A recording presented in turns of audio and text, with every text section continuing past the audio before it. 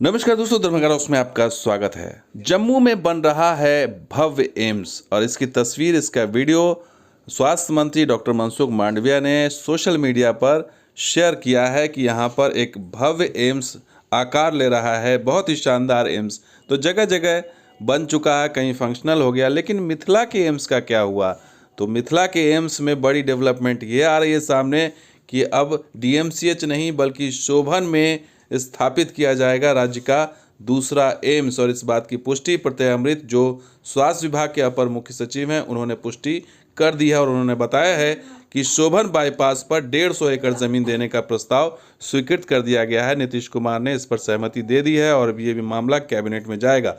तो इसको अगर मैप के जरिए समझें तो ये जो खाली ज़मीन आप देख रहे हैं ये ईस्ट वेस्ट कॉरिडोर के पास, यही खाली ज़मीन जो बलिया जगह है उसके पास ये ज़मीन है और यहीं पर ये बनेगा, बिल्कुल लगा हुआ है। और ये न सिर्फ ईस्ट वेस्ट कॉरिडोर से ये बलिया जगह लगा हुआ है बल्कि ये शोभन बाईपास जो समस्तीपुर को जोड़ता है, ये जो ब्लू लाइन देख रहे हैं शोभन बाईपास है और रेड लाइन जो देख रहे हैं ईस्ट वेस्ट कॉरिडोर है। तो जो समस्तीपुर से भी कनेक्टिविटी आसान हो जाएगी, ईस्ट वेस्ट कॉरिडोर से भी आसान हो जाएगी। तो कनेक्टिविटी के मामले में जगह सुपर हिट है क्योंकि यहाँ आराम से पहुँचा जा सकता है। जबकि डीएमसीएच में अगर बनता तो वहाँ बगैर एलिवेटेड कॉरिडोर बनाने के बगैर वहाँ पर आप नहीं पहुँच सकते थे। लेकिन बीजेपी अभी भी कैंपेन लगातार चला रही है कि और डीएमसीएच को में ही बनाने की मांग कर रही है क्योंकि उसे लग रहा है कि साजिश है इसके पीछे।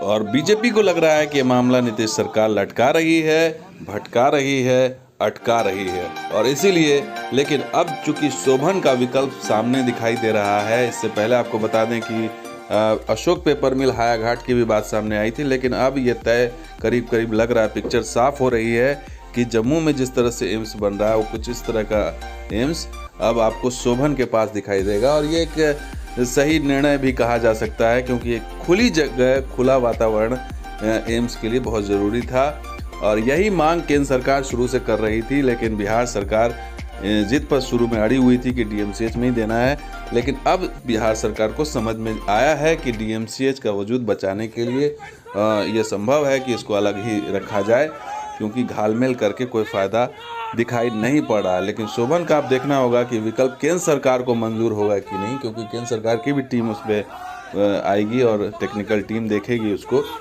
हालांकि इसमें वक्त कम भी लग सकता है क्योंकि डायरेक्टर साहब नियुक्त हो चुके हैं, तो एक प्रतिनिधि के तौर पर वो फैसला जल्द से जल्द ले सकते हैं। तो देखना होगा कि कितनी जल्दी हाथ लगता है। तो दोस्तों ये वीडियो कैसा लगा ज़रूर लाइक कीजिए, शेयर कीजिए, वीडियो सब्सक्राइब कीजिए। कुछ और वीडियो के साथ हाजिर होंगे।